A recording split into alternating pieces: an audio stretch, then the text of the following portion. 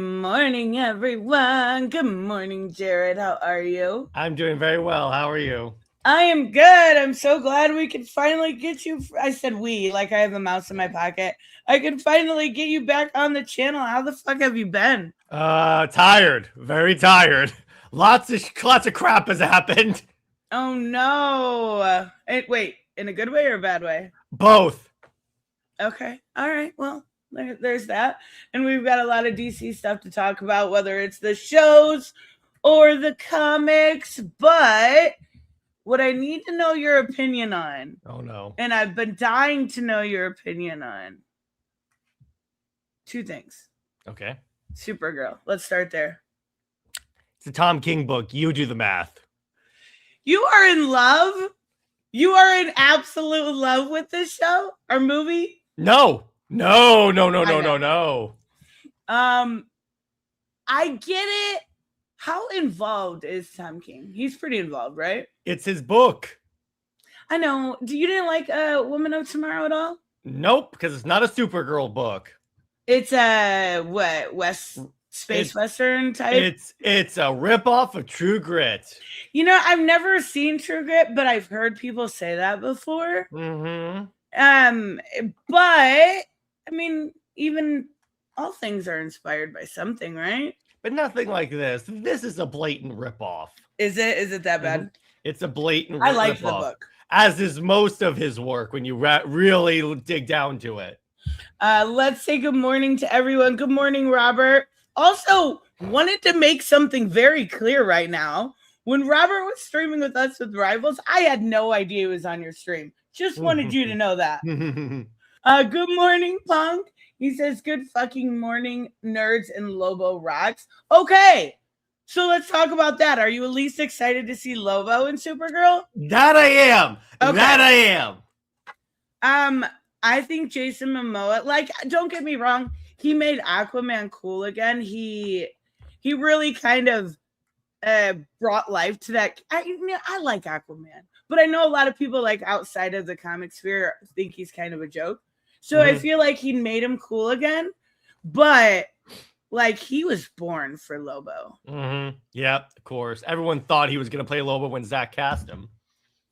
I think he's going to be really good. I think he's got the look. Good morning, James. Good morning, Raymond. Good morning, Gary and Pika. Wait. Jason Momoa is a great actor in general, if you ask me. I do. I think he's really good. Actually, now that I think about it, I don't know that I've seen him in anything besides Aquaman. I've seen him in a few things. It is hilarious. Wait, I know he's in Minecraft, but I haven't seen that yet. I like him. I think he's a good actor. I think he'll do the role fine. What do you think about Millie? What's her name? Alcott? Yeah, Alcott or something. For that version of Supergirl, she's fine. If you want the drunk pirate girl Supergirl, fine. Okay, tell me, what version of Supergirl would you like? Would you like the Superman clone? No, Peter David or New 52 is all I need to be happy. Okay, that's fair. Give me the one that became a Red Lantern. You will earn my loyalty. Okay, what did you think about her in... Did you ever watch Smallville?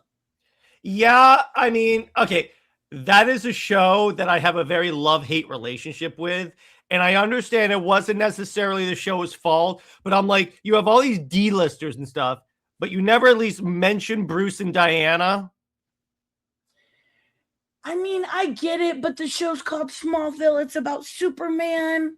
But they bring up like... But they do bring in Aquaman. They bring in the Flash. Yeah, you're right now that I think about it. They bring in freaking Booster Gold. Yeah, and Blue Beetle. They bring in a lot. They even bring in the Wonder Twins. I'm like, wait a minute here. Yep. Okay, yeah, you got a point there. I never even considered. Yeah, it's all, but it's an okay show, but I did enjoy that version of Supergirl. See, you don't have to make her a clone of Superman. It's just don't make her a drunk pirate girl. I mean, I get it. The biggest problem I have with it is I know the story with Crypto, and I don't want to see Crypto hurt. He's so adorable. I'll give you Robert that. said again, I'm so sorry for trying to be on, but you are It's all absolutely good.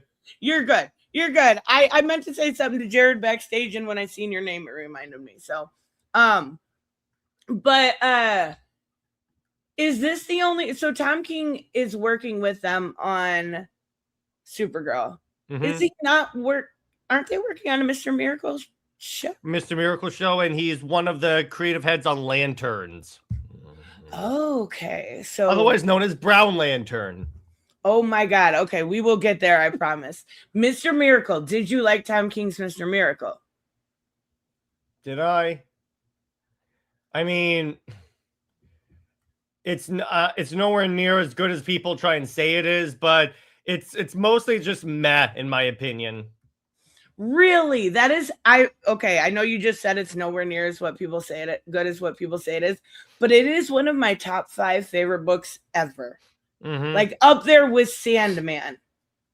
I'll give you that. I mean, let me put it this way: it's one of the projects of his that I hate the least. Let me put it to you that. Okay, way. that's fair. That's a fair point. Hooded said, "Good morning, pretty lady and Jared. Long time no see. How you doing, bro? Doing well, but it's because here's the thing. Ever since I read his Wonder Woman run, I've been going back and reevaluating the Tom King books I thought I liked. Okay, so like. You may have liked it at the time, but then you realize the flaws afterwards. Like you start to notice a lot of the same like tropes that happen. That's why I now hate his Batman run. I haven't read Superman, so I'm not going to like judge that one. Why I don't like Supergirl, because they all follow the same like common tropes all the time of Tom King not understanding the character, mommy wife type things. Yeah, so he forces the character into a story that they don't fit in. See, and I would disagree with you with that with at least Mr. Miracle. Okay, that's fine. That's fine. Because that one was a little bit, it had a little bit of like, I don't want to say rom-com, but like slice of life to it, which I liked. But again, that's the one I hate the least. Yes, that is fair. That is very fair. You just mentioned his Wonder Woman. I know it's coming. Tell me all about it. All right. How much time do you have? Good morning, Spiffy. All right. So how caught up are you on it? Not because no. Okay. So here's the story. So I wanted to give this run a chance. I was like, okay, and ironically, it was at the time that he started on Wonder Woman that Wonder Woman became my #1 favorite superhero. So, boy, do I have the best luck. Right, exactly. So the run is the way this works. Again, I wanted to give it the best chance because at the time I liked a lot of his work at the time. Right. So it starts off, our first impression of Trinity is you meet the Supergirl, the Generation S, which is a lame ass name for the for like the new Trinities. Right. And yeah, that's a silly name. And then it's like, so John and Damian arrive at Themyscira first. And they're like, so where's Leslie? And they're like, she's always late. And Leslie shows up and goes, excuse me, I was dealing with like 2 gods and like a world-ending thing. Forgive me for being late. And she is like the most obnoxious. She is essentially, at least due to kind of Captain Marvel level of bad. And then she introduced herself as leader of the Justice League. And I'm like, God. If anything, John and or Damian should have that introduction because of who their people are. Oh yeah, absolutely. So essentially, they're going to meet the Sovereign, and the Sovereign is going to like the first 19 issues of the freaking run is just the Sovereign narrating the entire story. Yeah. So and then that's about where I got to because, and I even did try to defend it for longer than what you did. Because I know I was on the last time I was on the show, you were defending it. And then I was like, I can't do this anymore. Do you want to know the moment it lost me? So I was kind of in and out of it, starting from when they did a flashback where Wonder Woman punched her mom in the face. Oh yeah, I remember that. But the moment that sealed it for me as the worst Wonder Woman ever And the moment that convinced me that he had no idea what he was doing was when Diana convinced the Sovereign to carve the word liar onto his own chest. Okay. Yeah, I with do a remember dagger. that. I was like, Diana would never do. The amount of people that tried to say that I tried to defend that moment on Twitter saying, well, she's angry because Steve died. And I go, that's not making it any better. That's the other issue. This is a the way I describe this run, it's a Steve Trevor run that's wearing a Wonder Woman skin suit. That's what it is. Yeah, I could see that essentially. So the next two issues are Batman focus because there's a murder on Themyscira, and of course, instead of calling a detective like Cassie, that's actually part of the Wonder family, he goes, "No, I want to write Batman." Because what you notice is throughout this run, he's just bringing characters he'd rather like write. In fact, he even said that like Detective Chimp's inclusion is just because he wanted to pitch a Detective Chimp book. I love Detective Chimp, but it's a Diana book. Yeah, exactly. It's like all of this, Diana plays no active role in the plot. And it's like even so, and remember, Tristan, I think Robert and I told you this, he didn't want to use the Wonder Girls or the Gods in a Wonder Woman book. It makes sense, totally. Yeah, exactly. So on Themyscira, Ares, the god of war, is killed. And Hippolyta is the main suspect. So Diana has to like solve the crime.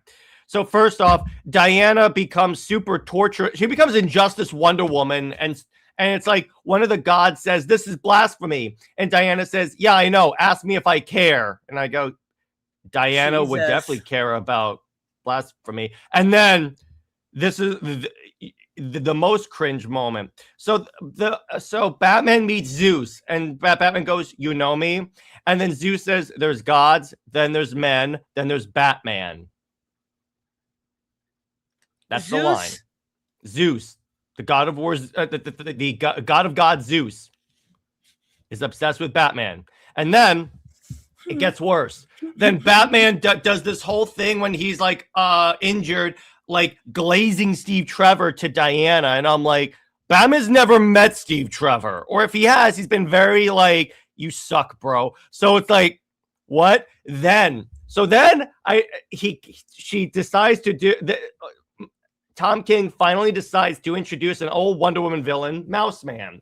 So I thought, okay, this could be interesting there. But again, I was in and out of this. So what happens is Diana hears that there's an island being ruled by Mouse Man and they're being oppressed. The Justice League does not want to get involved because it's a sovereign country and their UN charter does not allow it. Even though, as I'm pretty sure that this Justice League roster, this group doesn't have a UN charter. And second off, even if they did, there's plenty of precedents for them breaking the UN charter to save people that are being oppressed. Number one. Right.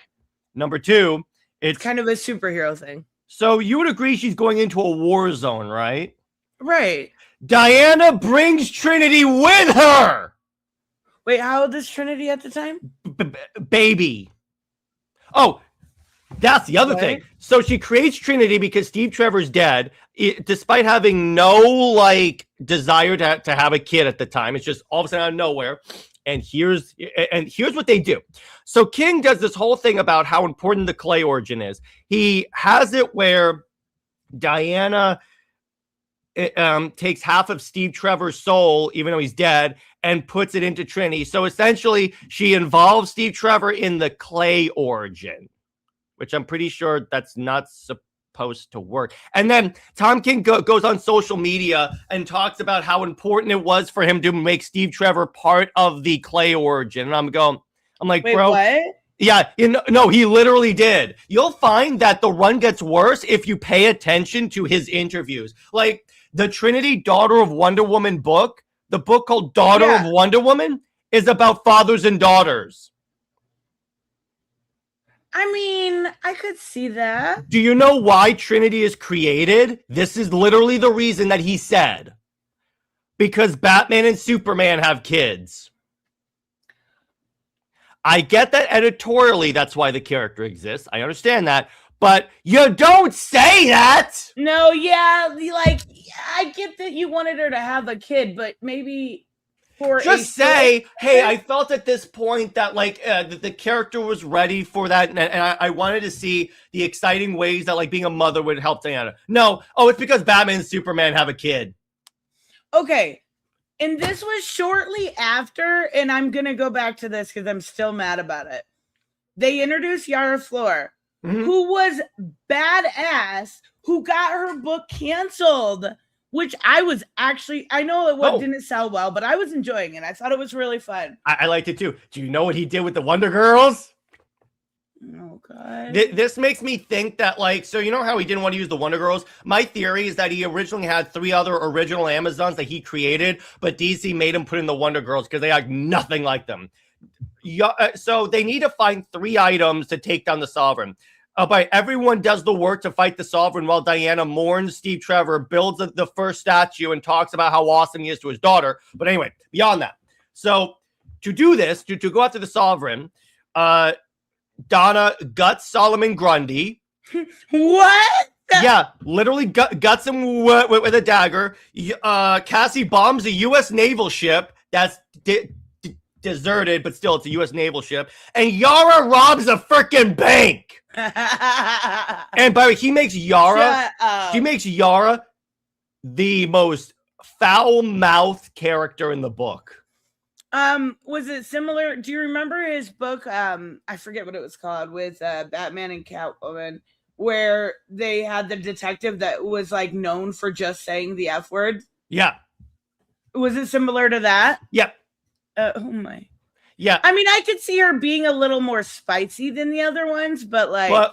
But of course, you make the Latin American one, the swearing one. Yeah, that's not racist at all. So. Hey, I'm white as fuck, and I swear all the time. So I don't know what race has to do with it. So because it's a stereotype that that Latin American women are more prone to swearing. So killing talk. That's what or killing time. That's what it was called. So continuing on with the shit show. So all right, where was I? Oh yeah, Mouse Man. So during the course of the Mouse Man incident, the only thing the people on the island are allowed to say is "Mice have ears, Mouse Man knows." That's literally all they say, and somehow shit gets done. Tom King never explains. So is it like their version of "I Am Groot"? Yes, but he never explains how the language works. Tom King just takes stuff from other books without explaining it. The only people that are allowed to talk is talk normally is like Mouse Man, who, by the way, so when we see Mouse Man, he bathes naked in a tub filled with rats. Same. Literally. No, literally. What? And then so Diana throws her tiara at him and he crushes it.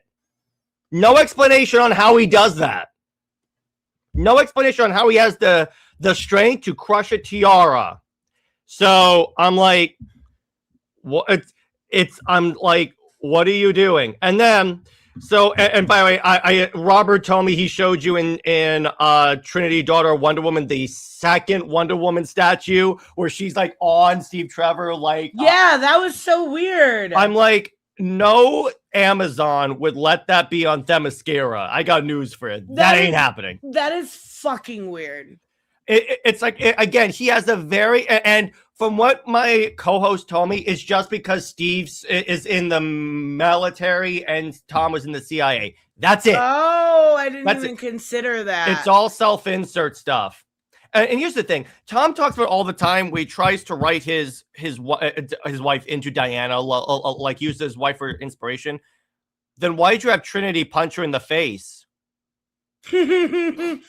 What does that say? You know exactly why. Yeah, I'm like, what? Tom's got some repressed anger there. Yeah, I know. And so then he's like, so then Diana like is talking about Diana has this whole thing where she like breaks down and starts talking about how she's unmoored and stuff. The implication is because Steve's dead. Literally everything Diana does in this run is motivated by Steve Trevor. That's it. She doesn't have any of her own motivations. Period. I mean, that, not to be that person, but isn't that kind of sexist? It is. No, it is sexist. 100% Diana, Wonder Woman, founding member of the Justice League, member of the Trinity. Everything she does is motivated by a dead guy who previous to the Tom King run, she was not even dating Steve Trevor. They had been broken up for 5 years. I remember. And Tom King has the nerve to talk about how, Steve Trevor is Diana's Lois Lane. I don't think that's a good thing for you to specifically hear. Well, let me put it this way. Even if I liked Lois, which, yes, I don't, that's not even a good thing because that's not even true. I mean, would you say they're betrothed? They're kind of meant to be, but also at the same time, just recently she dated that one guy when she came back from Future State. Yeah. And I don't remember his name, but he was on Asgard. Siegfried. Once she got out of Asgard, she didn't really date him. But here's the thing, Tristan. Here's the thing about Steve Trevor. So people talk about how she's always been with him. She hasn't. Let's do a recount. So pre-crisis, maybe. Post-crisis, never. Post-Flashpoint. Okay, a little bit at the beginning, she broke up and upgraded to date Superman. They broke up. She got back together in Rebirth. And then for 5 years, broke it up. Right. So he's not really that big love interest for Diana. Literally all it is so Tom King can self-insert himself into Steve Trevor. So then it's like, then how? Okay, and then all right. So the other problem with like the Trinity Daughter of Wonder Woman series is that basically Diana only shows up for one issue, and that's the one where she gets eaten a bunch of times as a joke, so that Steve Trevor can give Trinity life lessons. Let me put it to you that way. Oh my! And then, so Tom King has to have an issue where Trinity, for some reason, goes to like the wedding of Batman and Catwoman, and then like Selena sees her and gives her a whole makeup tutorial. I quote, because Diana won't do this for you. Did you say a makeup tutorial? Yeah. Like what foundation to use, an eyeliner? It's like basically shows the makeup part is not important. The important part is that he goes, because Diana won't teach you. I'm like, Diana wouldn't care. She would do it. Makeup's not important to Diana, granted, but it's a girl thing. Like, I get it. But it's like Diana wouldn't stop. It's the won't word that I'm like, no, she would if Trinity asked for it. Or how about Donna? Donna would do it. Cassie would do it. Even Yara would do it. Right? She might cuss a little bit during, but she would totally do it. And it's like, this is my problem. Tom King can say he knows comics all the time. That's the equivalent, by the way, of walking into a corporate office and just screaming, I'm in charge. That's the equivalent of. But it's like, he can say all he wants, and maybe he knows about other characters. He doesn't know crap about Wonder Woman. His whole impetus, because originally he didn't want to do it, but he said because he went to George Perez's funeral and felt he was being challenged by George Perez. And I go, well, number one, is George Perez in the room with us now? And number two, leave it to Tom King to turn the funeral of George Perez and make it about himself. And make it about himself. Leave it to Tom King to do that. That's wild. So it's like, again, Tristan, I wanted to give this run a chance. I really did. And there were some cool parts. Again, the art by Semper is actually, even the art by Semper has kind of gone down in quality, because you could tell Semper is kind of like, what am I doing? Phoning it in? It's to the point where Tom King has indicated that because of the movies, he's going to be leaving the book soon. So I'm like, thank So you're God. Rejoicing. My theory is that he leaves in between issue 40 and 50. I say 40. Robert says latest 50.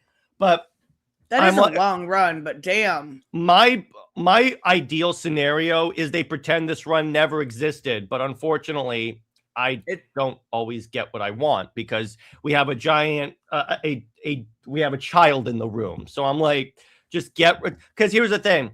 Diana does not need a kid, number one. Number two, this character is a failure. Wait, why don't you do you not like the character of Trinity specifically, or you not like the idea of her being a mom? Trinity, because we recently did an episode about like the times where she has had a kid. Well, here's what they could have done. Here's what King did, by the way. So he puts in a mystery that like when the Amazon like attacked that bar. I assume you know yes, that part right in the beginning. Yeah. He said she was pregnant. The implication being that Trinity was an adoption, was adopted by Diana. That would have been better. But it's like, but no, he said that was a red herring. And I'm like, oh, so then. Wait, so, okay, all right. No, I was confused. I thought she still was adopted. No, she wasn't. That kid is the matriarch. Okay. So the matriarch is a character that Tom King keeps trying to do this, where he's like, oh, she's the greatest thing ever. Like where she kills the Justice League. Do you know how she beats Hawkman? Oh, no. So she fights him a little bit, and then he tells her you'll never beat Diana, and then he jumps off a roof. Okay. That's it. He literally offs himself. And I'm like, Hawkman?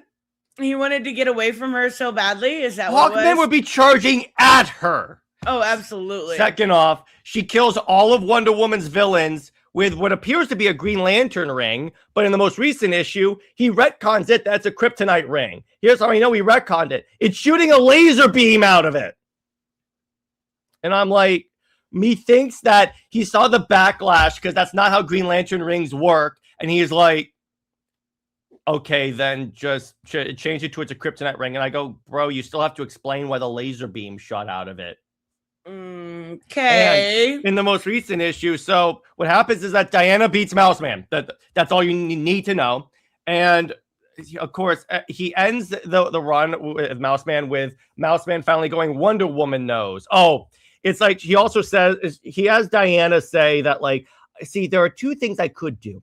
I could bring you to Themyscira and my people would torture you because we're warriors. That's what he says about the Amazons, Tristan. That's what he says about the Amazons. Okay. They're going to torture him?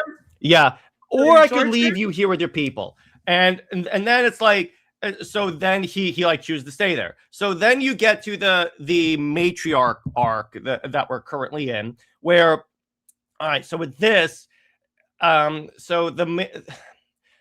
the first issue of the Wonder War, which was so stupid and boring, mostly stupid. So it's supposed to establish that Trinity and Matriarch were best friends. But it's like, of course, it's Tom King's version of best friends, where like they like slash each other with swords and fight. And then Matriarch goes, we're always fighting. And then Trinity says, we're Amazons. That's what we're supposed to do. And I'm like, you have no idea what the DC Amazons are, do you? I don't know what to say. And then it gets even worse. So they try and so the Generation S tries to steal the God Killer sword from Lex Luthor to use against Matriarch. They succeed, but only after Damian and John are killed by the Matriarch. And what? Yeah, it's a future story. It doesn't matter. Okay. So yeah, the entire Wonder War is going to take place in the future. So it's irrelevant, stupid, and it's not going to matter. So Trinity comes back, finds out Diana's alive because in issue 19, it's revealed that here's the stupid part about this. One of the many dumb parts about that doesn't make sense. So in issue 19, it's established that Diana, all the Amazons and Diana and the Wonder Girls all die in a battle against the Matriarch. Okay. And Trinity is the only surviving Amazon, and John and Damon are alive. That's very important. Then, when you get to this part of it, which is supposedly taking place after Diana has the conversation with the Sovereign, Diana's alive and John and Damon are dead. So I'm like, what? And then Diana says, are you ready? This is the part in the most recent issue that I was like, that I did a tweet about it and it blew up. Diana basically says that John and Damian dying was all according to her plan. What the fuck? Diana traded lives. Diana sacrificed the sons of her best friends. Okay. That broke me, Britt, and apparently broke the entire fandom because I'm like, Diana would never trade. She would say we don't trade lives. Yeah, that she would be exactly against that. I'm like, the hell? I'm like, no wonder the fan base, mainly me, created a hashtag to get King off the Wonder Woman book. You wonder why. He wonders why that this is almost universally considered the worst Wonder Woman run of all time. Oh my God. There are even people that still enjoy his Batman run, and that's like, that's fine. But this barely anyone, unless you're a Tom King shill, like this book. That's absolutely crazy because I remember how bad the Batman run got towards the end, but it was still readable. Like, you could find redeeming moments in it when it got towards City of Bane. Yeah, so I review each of these issues with Jim from Weird Science whenever it comes out. And when we have a comment saying, you may like Tom King until he writes your favorite character. That is exactly what happened with me. He wrote Wonder Woman, and I was like, yeah, I don't. It's to the point, Britt. I went to a comic book store and sold all of my Batman trades that had his name on it. Oh my God. Also, my name is Tristan. Yeah, sorry about that. Whenever I'm ranting about, because I rant with about Wonder Woman so much, my co-host Britt. That's why I'm confused. Oh my God, that's funny. No, that's absolute insanity. Robert said he did it again. It's okay. It's all right. He's used to it. What does it say that, like, the best Wonder Woman issues of this entire era were written by Stephanie Williams? That's horrifying. Because she did a 2-issue tie-in that's basically like Diana. It's basically like Diana goes to the island to like recover because of the like all the shit she's been through, and then oh my God, the Amazons not only are written more human when not being written by Tom King, but this all the more puts into my mind, why didn't she leave the kid with the Amazons when she went to Mouse Man? There's even a part where Diana dives into a sewer with the baby strapped to her back. Trent, there's a part where she charges at people, shooting at her like this, but holding the baby in front of her like it's a human shield.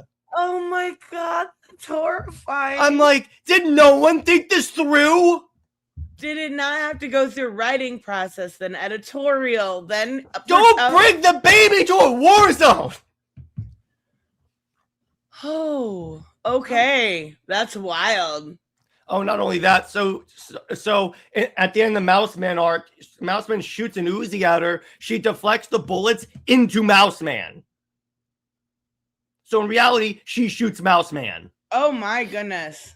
So it's like that's why inevitably I turn so heavily against this run, because the more every issue that goes down, the more it's like, you have no idea about Diana, do you? The answer is a resounding no. And every single moment he does is worse, is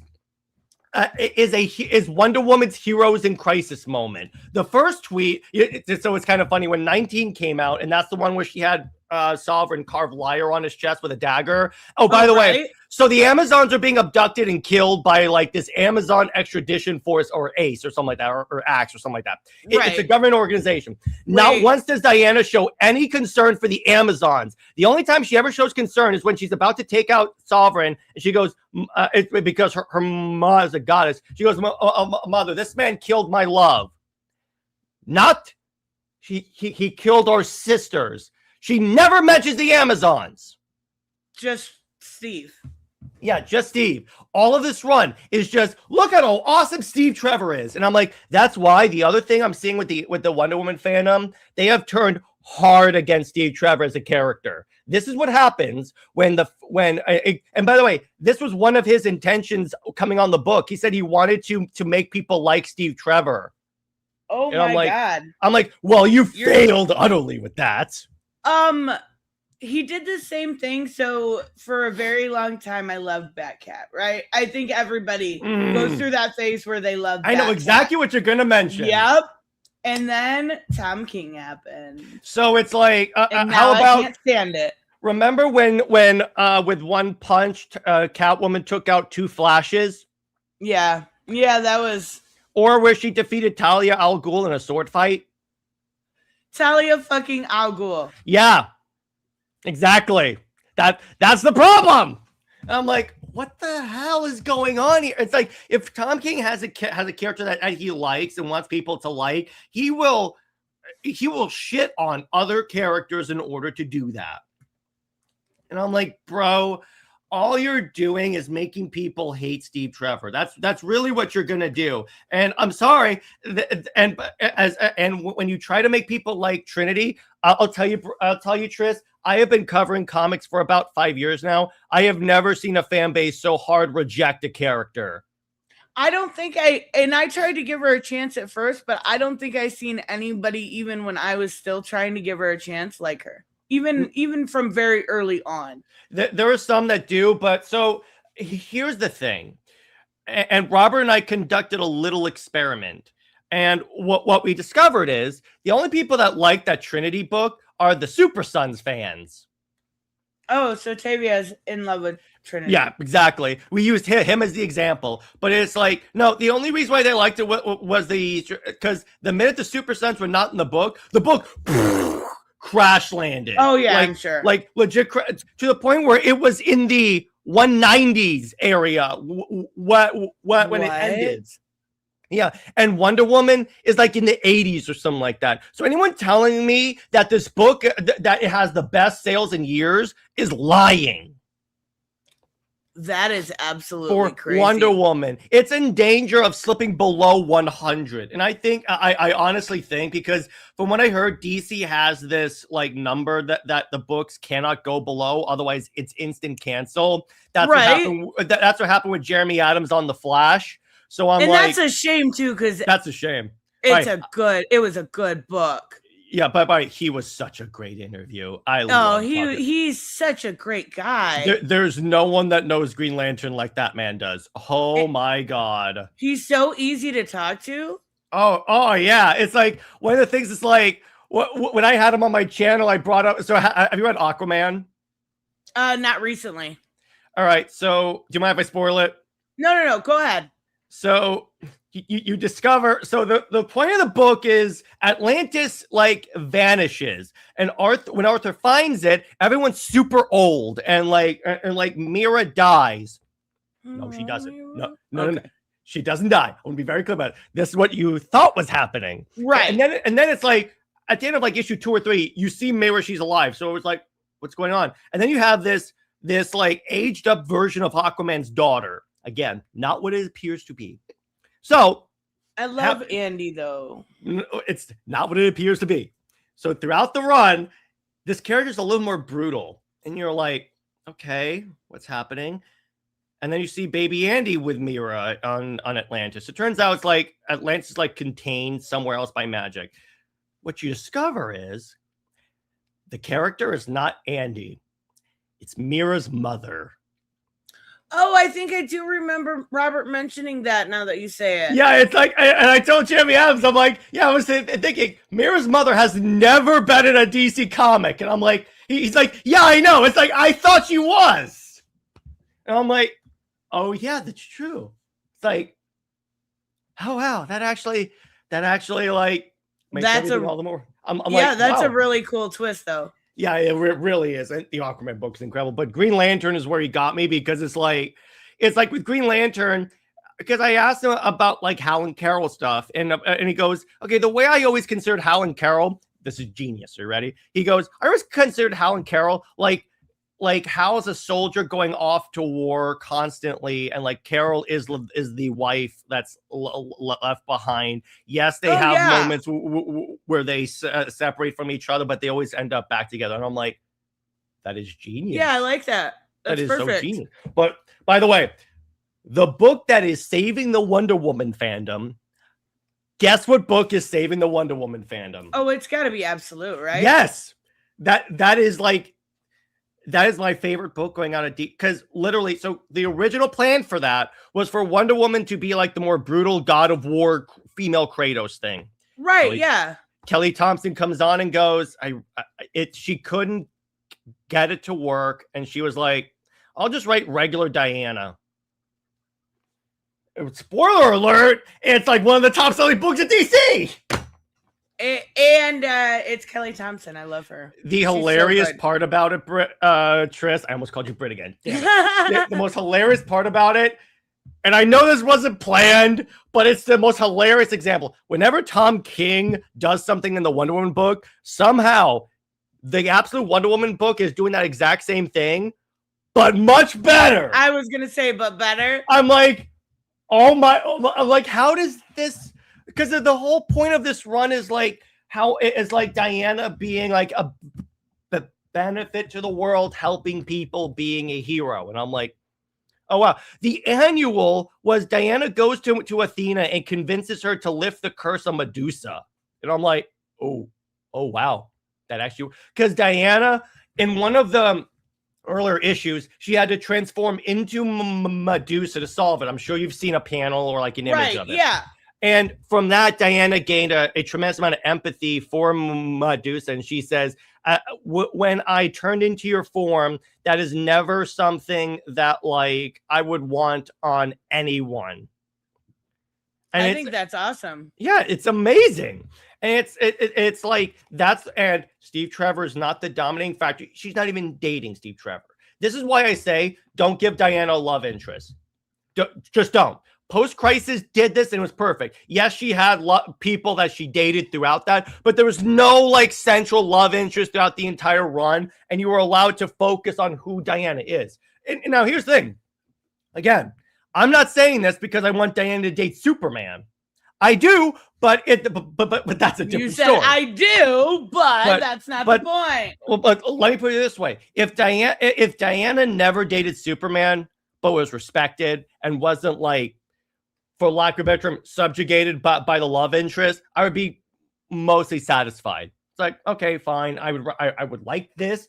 By the way, speaking of Superman, Wonder Woman, you know who I saw at MegaCon? Oh no, who? I'll give you a hint. Superman, Wonder Woman. Wait, huh? I got to see Charles Soule. Oh wait, really? Yeah. You should see me shaking me because that book is responsible for most of the content on my channel. That is fucking awesome. Was it cool to meet him? Yeah. Oh, yeah. And the other thing is I got to talk to Jason Aaron, and he's the other book. Absolute Superman is fantastic. So the thing about him, because I asked him, because he writes Krypton extremely differently in that, and I asked him about that, and he goes, well, he started going that like he grew up with John Byrne's Superman, and I'm like, okay. Then he goes, but I didn't like how sterile and like emotionless Krypton was, so I wanted to do the other extreme. And I'm like, thank you. Yeah, because I hate it. I get why they did it, but I really don't like John Byrne's. I don't even like John Byrne's Superman, period. But that's just me. But but regardless, the thing about like about even Superman, Wonder Woman, because the new 52 gets accused of turning Diana into Superman's girlfriend, and here's the thing: it didn't. They had their own adventures in their own books. Yes, they would cross over and like you'd see Superman and Wonder Woman's book or Wonder Woman Superman's book occasionally because they're dating. You can't just not have that. But then it was like in the Superman Wonder Woman book, they were like obviously dating and they went through all their adventures, but never once was Diana like below Clark. If anything, it was more of a Diana book than a Clark book. That's the funny part about that. My favorite part of that book is when she takes him to meet the gods and Apollo blasts Superman with sunlight. And Superman goes, "You don't know that much about me, do you?" And then threw Apollo through a mountain.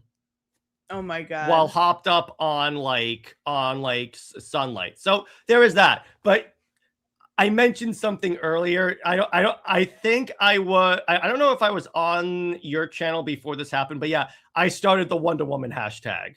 Yeah, what happened with that? All right. So what happened was, all it is intended to be is the fan base to have like something to voice their like frustration with the King run. So I thought, okay, so let's I'll start a hashtag. I took inspiration from the Snyder fandom. although I really emphasize do not go too crazy with it. There are some people that I'll get in a second, but there are some people that really try my patience. But what happened was, all right, so I created the hashtags, and it's King off Wonder Woman and hashtag Retcon Trinity, which retcon could be destroy the character or like severely change her up. At the very least, get rid of Steve being involved in her origin. So I post it. My co-host shared it. All of a sudden, it's blowing up on Twitter. Oh, that is fucking awesome. And it's being shared by all the largest Wonder Woman fan accounts. Oh my God. I'm like, what? Because I'm a relatively small Twitter account. I thought it was just going to go out and it's like, okay, it'll just like fit as Lynn die. Oh, no. People are still using it today. And it's like, it blew up to the point where, or at least according to some people, DC is aware of it. I mean, that's kind of what you hope for, right? And from what I've heard from sources, there are conversations ongoing at DC about the run. Now, is that what led you guys to think that that Tom would be done by in the 40s or 50s? No, what led with that is someone in the fandom talked to Tom at a con, and he said that because of all the movies and everything being adapted, that is okay. He said about that. And then it's like with the Wonder War being 9 issues and starts on 38 on 31, I was like, okay, it would make sense that so it ends on 39 and then issue 40 could be like the conclusion issue. So it could be that. Exactly. He's not getting 100 issues no matter what he thinks. Is that what the original plan was? He keeps going in there saying, I want to get 100 issues. Cool. That's a lot. I'm like, let me put it this way. If the book were selling and wasn't being ravaged, yes, you probably would. But you're not. This isn't Batman where you could get that. But so the hashtag blows up and it becomes like a big thing. Of course, there are people that try and use it for stupid reasons because they're the crowd that thinks he's a war criminal because he's serving the CIA. Oh my God, those people. I know exactly what you mean. So there's someone in the Wonder Woman fandom that I cannot stand that is basically the biggest sexist I have ever seen because she's like, I'm okay with there being trans Amazons, but I don't know why any Amazon would want to be a man. Wait, hold on. Let me process what you just said. Because recently in Wonder Woman lore, it has been revealed that there are transgender Amazons, like there were men, and then when they went through the Well of Souls, they were reincarnated as women, and I'm like, okay, fine. That's right, exactly. It's based on Wonder Woman lore. You're not changing anything really, so I'm like, okay, fine. But then this person said that she doesn't know why any Amazon would want to be a man. That's pretty fucked up.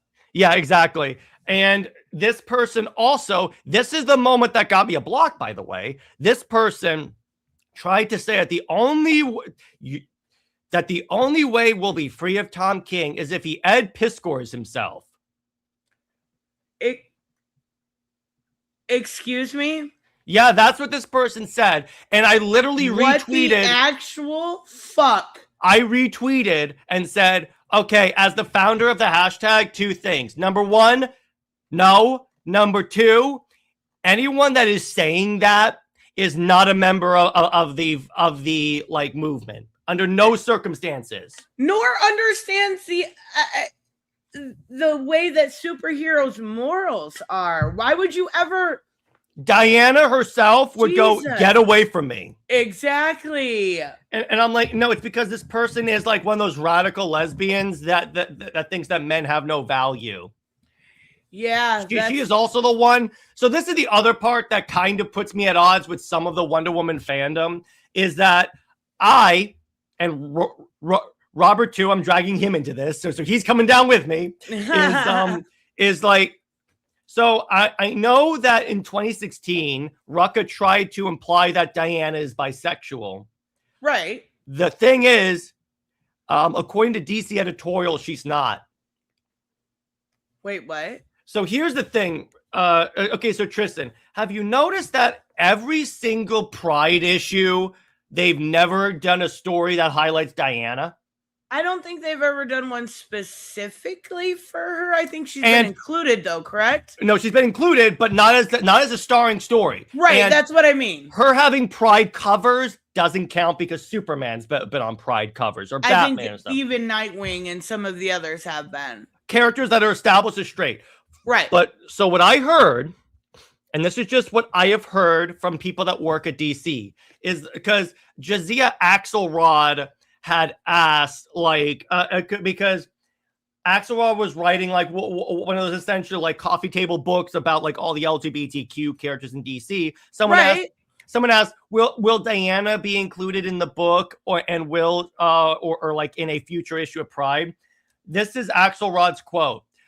From my conversations with people that are in charge of the character, no.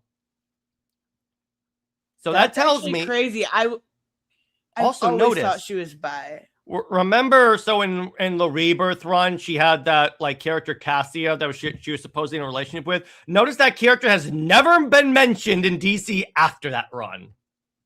But never. Was that retconned out? Methinks that DC said, okay, we can't do this because if we do this, we then can't sell Wonder Woman merch or Wonder Woman movies overseas. Oh, I didn't think about that. That's kind of fucked, though. Yeah, but here's the thing that I always say when it comes to DC. It may be, but DC is a business. You can't expect them to like their bottom dollar. Yeah, the other thing is, I know because for the fandom, for some reason, wants Wonder Woman to be in like all these toxic relationships with like Cheetah and all this stuff. And I'm like, I'm sorry. That is why I don't want Diana to ever be bi, because I know what the fan base would do. You mean like ship her with Cheetah? Yeah, exactly. I know what that would, because they want her in all these toxic relationships. And I go, no, you just want your fetish to be like shown. That's it. That's all it is. Well, they do, like, that's what you hear a lot when it comes to Harley too. They want her back with Joker.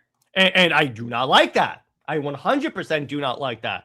I'm fine with her being with Ivy. But it's like, I'm like, can we stop with the whole toxic ship thing? That is like, honestly, it's a little disgusting, honestly, in my opinion. Yeah, it's a little weird. I get it. I totally get it.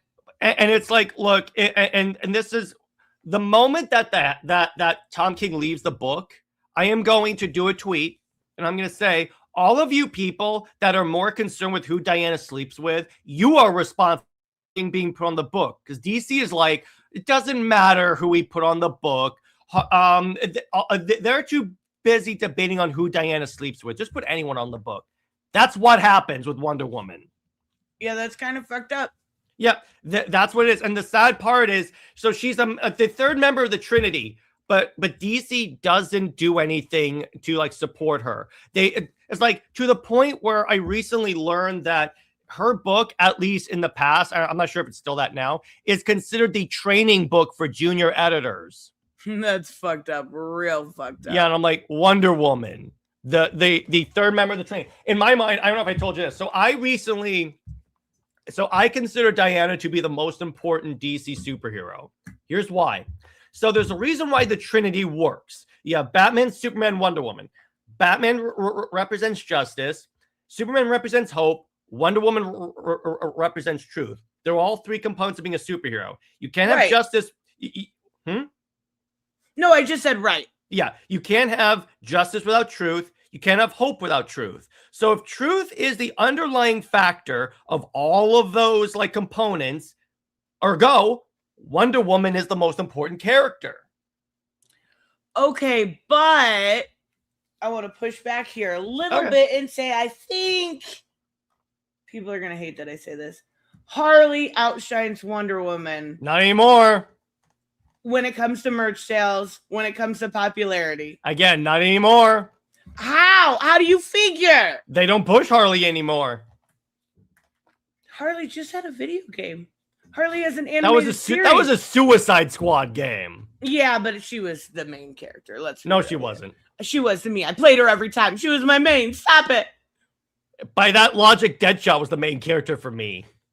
Okay, yeah, that's fair. But And then later Deathstroke. So that was me. I'm like, why did Deathstroke? Why was it Deathstroke the first character we unlocked? Wonder Woman video game was just canceled. Yeah. I know she's getting an Amazon show, but it's not a Wonder Woman show. No, it's not, and I'm still convinced that show. But all the first couple of DCU projects, you know what those actually are? Those are leftovers from the previous Warner Brothers regime. How do you know that? Or you just assume? It got leaked. By? I forget who. I'll have to talk to because Britt has all the sources on that. But all those are like the projects, like. Because if you notice beforehand, we were like, okay, there's going to be a Green Lantern show. There's going to be an Amazon show. There's going to be all this. And then it's like, Gunn just... There was a Green Lantern show before. I don't think there was an Amazon. There was an Amazon something, I remember. But it's like, the point is, you have that. But don't even get me started on that Lanterns trailer. Yep. We are absolutely talking about that. Yeah. All right. So here's the thing. Now, it could be the greatest show in the world. And I get that's a teaser. But could you at least put a green suit somewhere in the trailer? Like, did we not see the suit at all? It's brown. It's dark. It's hunter green. No, the shoulders are hunter green. If it were, because here's the funny part about that suit, Tris. If you look at like the shoulders, it's very like darker faded green. The rest of the suit is brown. If you had done the shoulder green, that's like really dark green, that would have been fine. But it's like to the point where people are calling it the poop lantern. I not you know it's bad when Grant Morrison is calling out the creators of the show, saying you all screwed up. Why would Grant Morrison get involved? Because Damon Lindelof, who's one of the chief creators of the show, a quote came out of him saying it's called Lanterns because we felt the green was stupid. Yeah. Okay. And then he tried to say I think Lanterns works, though. You could do it for a more broad audience. Yeah, but if you're using Green Lantern characters, they must be green. Well, yeah, there was green in the... It was a teaser. Just the ring. Oh, it was a teaser. But if you're showing me you want him to show you the whole thing? No, but I want to see something that looks Green Lantern. Nothing of that looks Lantern. That Superman showed the whole thing, and now they want... the whole thing all over again? No, I'm not saying the only thing. Also, the colors are kind of important when it comes to Green Lantern. No, I don't disagree, but it's just a teaser. Like if you're trying to hype up your audience for this project, and that's what a teaser is supposed to do. That's one of the like jobs of a teaser. You have to make it look something like the property it's teasing. It doesn't look like Green Lantern. It looks like a generic Taylor Sheridan show that they're trying to put Green Lantern. Who's Tyler Sheridan? Yeah, I mean it's Taylor Sheridan. He on Paramount Plus. He does a lot of those like Yellowstone shows. Oh, okay. Yeah, I'm not familiar. That's what to the point where, by the way, the soundtrack they use in the trailer is literally from a Home Depot commercial. I actually haven't heard. That's crazy. I haven't heard anyone complain about that teaser. Besides, like, I have Green Lantern fans. No, Snyder bronies. Nope, it's mostly Green Lantern fans that are like, "What are you doing?" To the point where the Green Lantern fandom is like the 2011 movies all of a sudden good.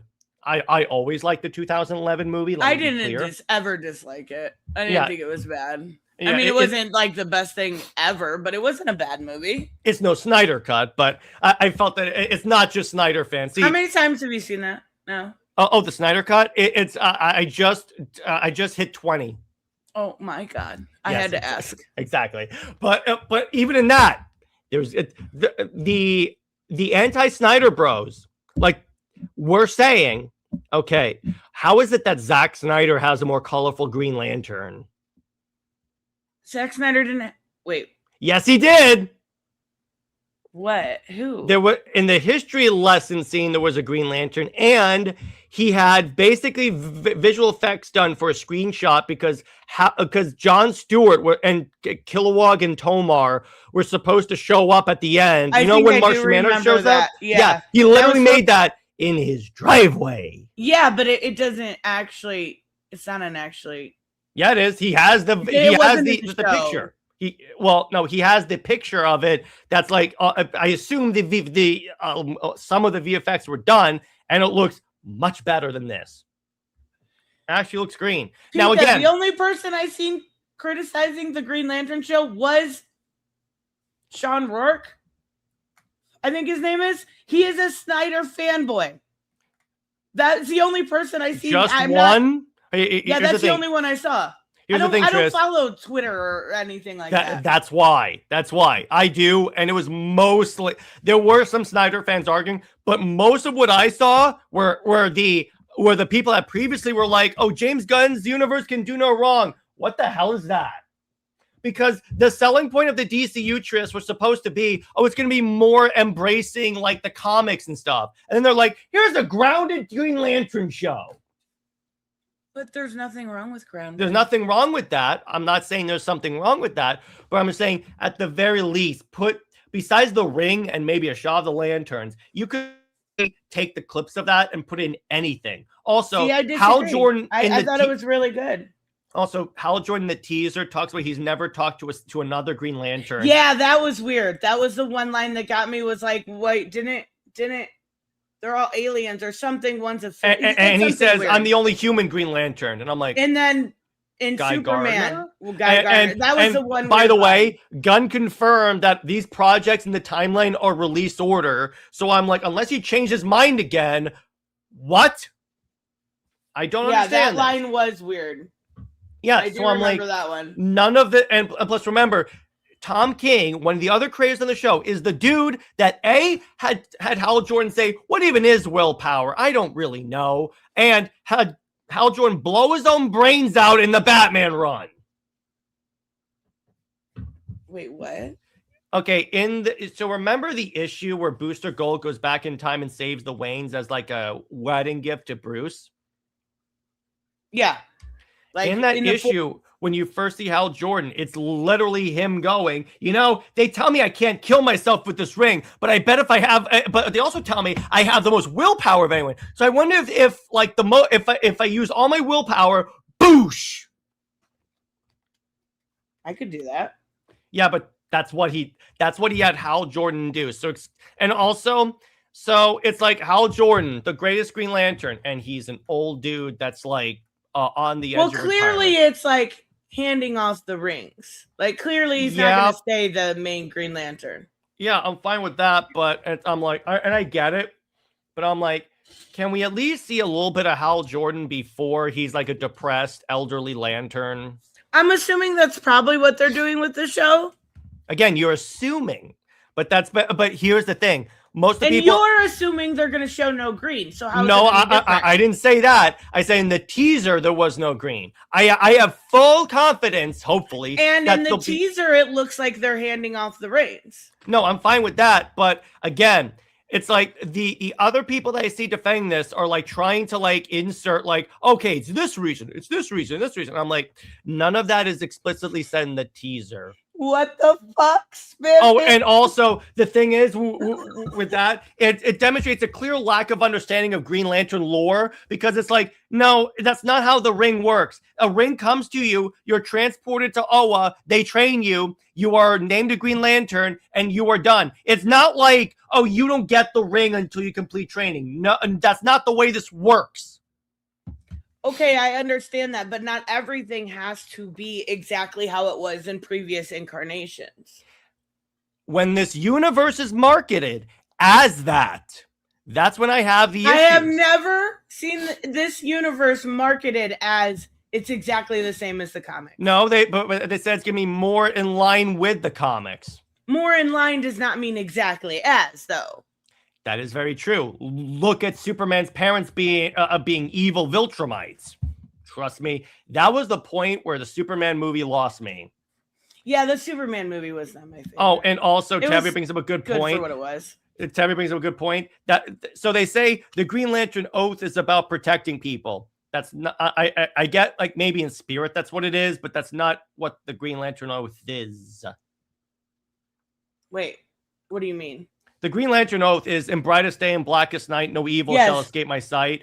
But in the trailer, Jon Stewart says the Green Lantern Oath is about protecting people. It is essentially about it could be loosely interpreted. That's what they do. No, but the problem is it's relying too much on the creative's interpretation. It's not about what does it say in the thing. See, I don't think everything has to be exactly as it was before. I think that's where we differ. I think it looks like it could be a good, interesting show, maybe a wider audience than necessarily just comic book fans. I like Damon Lindelof. He did The Watchmen. Mm-hmm. And he did a good job with that. I really enjoyed that show. I actually I guess it's been well over a year now, but rewatched it. It was good. I think we're looking at a teaser at the end of the day. Yeah, and if the one line I will give you was super fucking weird about Guy. Yeah, and if the trailer comes out and it's better, I'll tell you it's better. It's just so far, I don't have a lot of confidence for this, particularly when you put Tom King's name on it and the creatives say, this isn't really based on any comics. This is more like Tom King's version of Green Lanterns. And I'm like, you have no idea what a red flag that is. I mean, I get it. Wait, but if that's your marketing, everything? Yeah, it seems like he's involved in every story that's being brought on for the DCU is a Tom King story because James Gunn has a hard-on for Tom King. I mean, I love James Gunn, though. Did you watch Peacemaker Season 2? Unfortunately. Oh, my God. Because very different taste in things. Why, unfortunately? Explain. Because he had a fantastic idea at first. It's like, okay, Earth X, that's actually really cool. I was like, okay, you could do this. It's an afterthought. The fuck? How so? It's just 2 episodes. It's like in and out. It and ends I'm like, with the cliffhanger of Earth X. It's the no, it doesn't. It ends with the no. That's not what the cliffhanger is. It's the cliffhanger's on Sanctuary or no. Salvation. Or Salvation, yeah. That's not Earth X. But the other thing.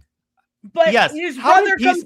We know his brother's still alive from Earth X. We saw how that's not. I thought it was the main whole fucking storyline. It really wasn't. And also, here's the thing: how did Peacemaker never notice Mein Kampf or a giant mural of peace? You want me to believe he didn't look to the side? He's dumb as fuck. No one pointed. Why would anyone point that out? I refuse to believe he was that stupid. I mean, they hinted at it. It was very clear. Everyone was able to predict where they were. There's a mural on the wall of Hitler right there. That's what I'm like. If it was just like the hints and stuff, I'm like, okay, fine. But it's like, why didn't you see the giant ass mural in the office that you walk into all the time? I mean, it was the point of the show. That was the reveal. That was the joke. He didn't get it. It's also because I never really enjoyed Peacemaker, the show, at all. So no, I remember. Okay, you know what, though? I do have to ask about one thing specifically with that. Mm-hmm. You probably already know where I'm going. What'd you think of the retcon? Oh, yeah. I'm like, okay, so here's the thing. People thought that, like, Gunn decanonized this, destroyed the Snyderverse. He didn't.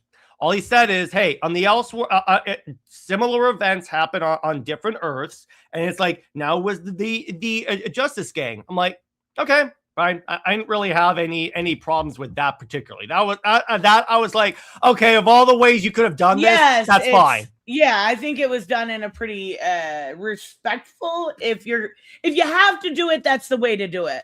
And he changed the dialogue too to say, no, the other stuff happened on this Earth. It's just, it was the Justice Gang instead of the Justice League. Plus, it's better now because I don't have the Justice Gang doing the will of the Justice League doing the will of Amanda Waller. I'm like, okay, fine. What did you think of the formation of Task Force X? Task Force X was shut down. Or Checkmate. I'm sorry.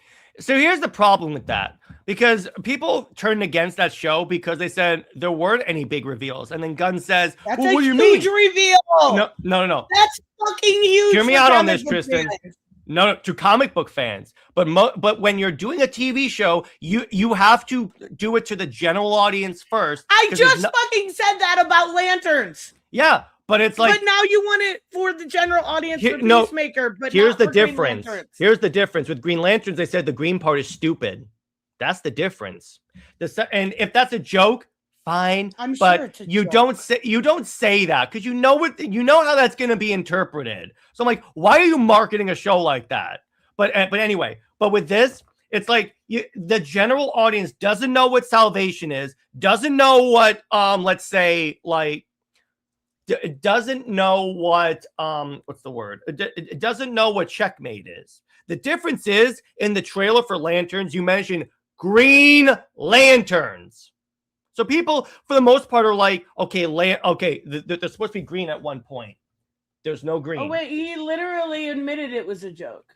I just looked it up. No, he did, but I'm like, why are you hiring people that think it's a joke to constantly talk about how stupid the source material is? But I'm not the joke police. If that was his joke, it's just... If you're adapting stuff and you're adapting source material that people like, don't joke about it being stupid.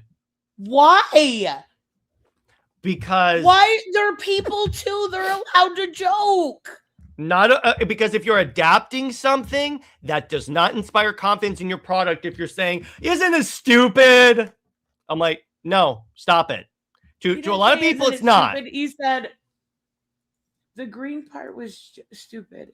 Yeah, and then Grant Morrison is like, what do you mean it's stupid? The title is better if you say Green Lantern. I like both titles. But here's the thing. Here's what Grant's point was. Their point was, it is like, it could be the greatest show in the world, but you don't start your marketing with alienating the existing fan base. I mean, I get that, but it was just a dumb joke. No, I know. But anyway, going back to Peacemaker, it's like it was on a comedy podcast. Doesn't matter. It does. I could go into a comedy podcast and say, "Oh, Peacemaker's like the dumbest character on what I can't believe that character what was created. Anyone that created it was an idiot." Does that make it? Does that make it any more okay? Yes, you're joking around. Here's about the difference. Character being dumb. I'm not in charge of creating a project in a already media environment where creatives all the time say we felt the source material was kind of stupid. That's the problem. In a vacuum, okay, it's fine. But in an overall media environment where creatives openly talk about not liking the source material, that's where this problem arose. But going back to Peacemaker, the problem with that is like, okay, wait a minute. You can't expect here's my point about bringing up the general audience. You can't expect the general audience to get hyped up about something that the comic book fan base does. That's the problem. It's like, the general audience doesn't know who Checkmate is, doesn't know who Peacemaker is. Obviously, we doesn't know what Salvation is. You can't have it both ways. You keep talking about the general audience when it comes to Peacemaker, but the general audience, the general audience when it comes to Lanterns. Tris, the general audience knows what the Green Lantern Corps is. They at least know talking about general audience. They at least know the concept on the street. They at least know the concept of Green Lantern. What's the color of Green Lantern's suit? It's green. It's green in the show, too. It's hunter green. No, it's just because it's not fluorescent green. It's shit brown. That's what it is. It is not shit brown. Yes, it is. It really is shit brown. But oh my God. My point is, you can't expect the general audience to get hyped up. So that's my problem for the most part with Gunn. The problem with Gunn is that he's treating this too much like he's a comic book fan and not too much like he's an executive. Because here's the problem. It's like he's greenlighting projects that, he may really like because obviously he likes a lot of the more obscure characters, but you can't expect people to show up in droves for it. Where the DC is not at that point where they have the audience trust that Marvel had when Guardians of the Galaxy came out. And how's that going for Marvel? It's not. Exactly. It doesn't anymore. Because they don't have James Gunn. No, I'm just kidding. They don't have audience trust anymore because that's the thing. It's like they could have capitalized with the MCU, but no, they're like, okay, so let's bring in the all new, all different characters because those ones definitely did not fail when they were introduced in Marvel comics. Are you trying to tell me that this is brown? No, that's not brown. Get to the suit. Where is the suit? I don't remember. I think it's a little before. Okay. No. It's earlier. It's earlier. Okay. Try that. I don't remember exactly. Yeah. It's like the rest of the show being on Earth and being like investigating a human town that has problems. That's a Green Lantern story. That's happened in the comics before, even the Jeff Johns run. That does not bother me at all. I know it bothered some people. The part where it takes place mostly on Earth and they're like investigating something. Right. That feels very Lanterns to me. There you go. The shoulders are more hunter green. And this is green. And the logo. The chest piece is brown. No, yes, the chest piece is brown. We see half of the shirt. Yeah, there shouldn't be any brown. Well, then again, this is the universe where Guy Gardner, a Green Lantern, wears a white suit. And I go, that's not what... When he was wearing a white suit, he was working for Lex, right? Also... And he was a corporate crony at that point, correct? Also... no Green Lantern would be allowed to do the will of a human corporation. That's not the way the rings work. That's not the way the Corps works. That's not the way the Guardians work.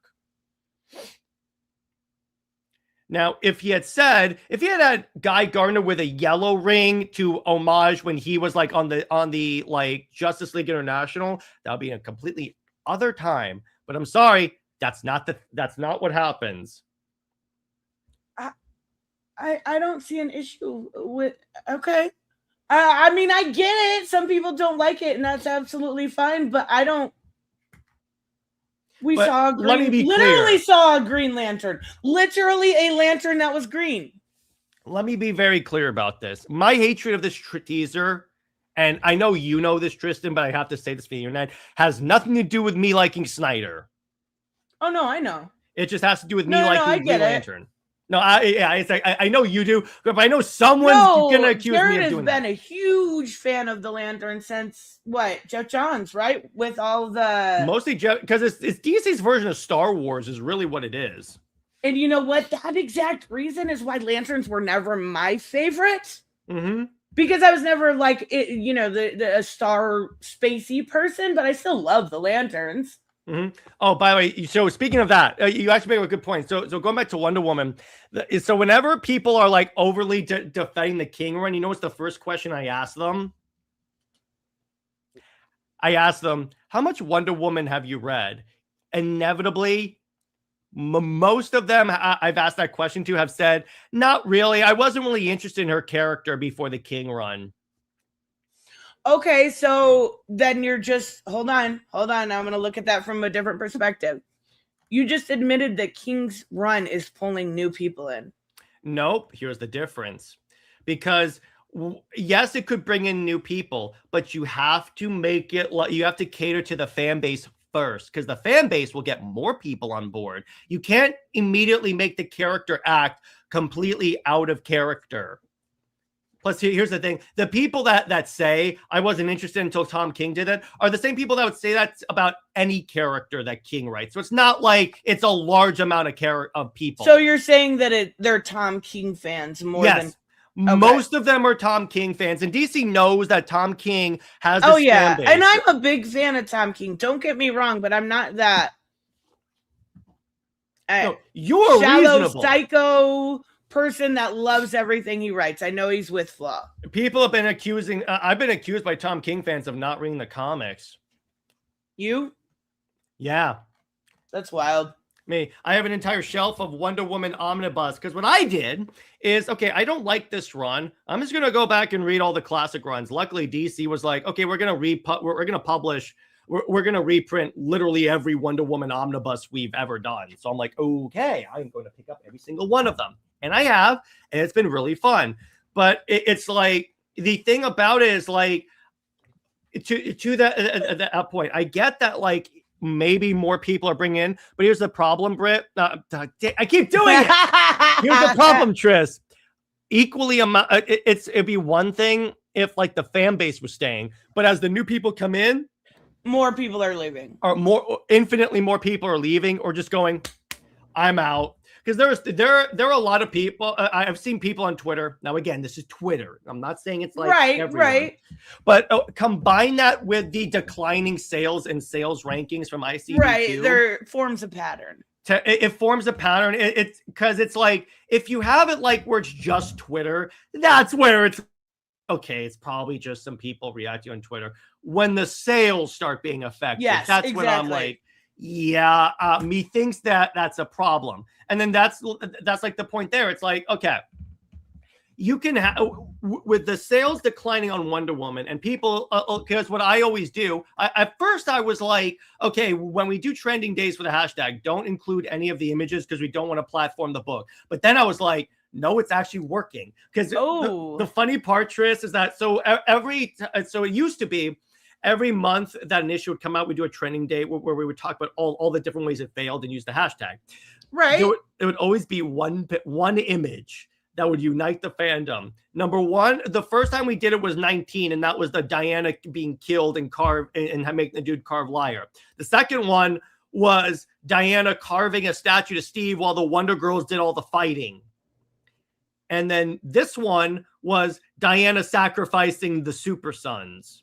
Yeah, that's wild to me. Yeah, I'm like, bro, it's like, I even talked to DC creatives, and the number one thing they say is, I like King as a guy. He's probably and I'm sure he's a nice guy. Oh, I'm sure. The problem is they would prefer him, Wonder Woman, being written more heroic. Okay, so I have a question with that. Yeah. What did you think of Historia? Oh, I love Historia. Oh, that's so awesome. That's what I like to hear. Oh, Historia is like one of the most solid origins for the Amazons I have ever read. It's like, so good. I pre-ordered the Absolute edition that's coming out because I'm like, I don't have this book. Why don't I have this book? Gorgeous. Just absolutely one of the most beautiful. Dude, Jimenez's art on Wonder Woman is superb. Oh, you'll love this, speaking of Jimenez. So this is me running my mouth and it biting me in the ass. You ready? So I was in, yeah, I know, of course. I'm the guy that openly says Lois Lane is worthless. But so I was in a Discord call talking about a DC movie, and someone recognized me from all the Wonder Woman content I do. That's the other thing, is like, between the last time I was on this channel and between now, Wonder Woman has become like the central character of my channel, which I'm like, okay, fine. Someone's got to talk about her. Exactly. Because no one talks about her. But it's like, so this person said, hey, I had a pitch that I was thinking of giving to DC. Could you take a look at it and tell me, like, if it's like how it works? This is an in-continuity pitch, Tris. I almost called you Brit again. So here, I open up the pitch. And here's the problem. It's not even accurate accidentally. Oh, like no. So the purpose of it is that he wanted to introduce a Wonder Boy, like a male version of a Wonder Girl, even though that contradicts Wonder Woman's lore entirely. Right. But, so like entirely. So for the first like paragraphs of the pitch, Diana is not mentioned once. What? And I'm like, and he basically tried to say that, like, oh yeah, for the first couple of issues, Diana would not show up. And I'm like, in a Wonder Woman book? Okie dokie. So then, and Robert knows. Robert's in the chat. He knows what I'm going to say. So here's the thing. And just, a fair amount of Wonder Woman lore, right? Oh, absolutely. So he tried to say that the Bana Migdal basically approved of a man becoming a Wonder Boy and gave him all the Wonder Woman gear and stuff. The Bana Migdal, literally the man-hating tribe of Amazons. That's not how that works. And then when I brought it up, he goes, he tried to argue with me that the Bana Migdal are anti-male, and I go, they are, bro. So I'm like, what? So it taught me the lesson. Whenever anyone says, hey, can you take a look at like what I have? The answer is no. The answer is very much no. I'm not going to do that anymore. But the thing is, it's like, but beyond that, it's like, look, when it comes to like because it recently came to an epiphany with Diana, because here's the thing, some creators will say, oh, Diana's really hard to write for, and I'm like, you know what, that actually is code for I don't know how to write her. And here's the thing, that could be true. Don't write her then, because there are plenty of writers that have written her practically effortlessly. Perez, number one, Rucka, Jimenez, even Azzarello has written her pretty is decently. the gold. There was some issues I had with Azzarello, but Perez is the gold standard. Perez is the gold standard. That's the other thing. King talks about how he was inspired by Perez, but keeps doing things in the run that contradict George Perez. Like, this is the other thing he does. You ready for this, Britt? You know who Silver Swan is, right? Yeah, absolutely. He basically makes it where Vanessa Capitelis has a very unhealthy, like crush on Diana. Like, extreme crush on Diana.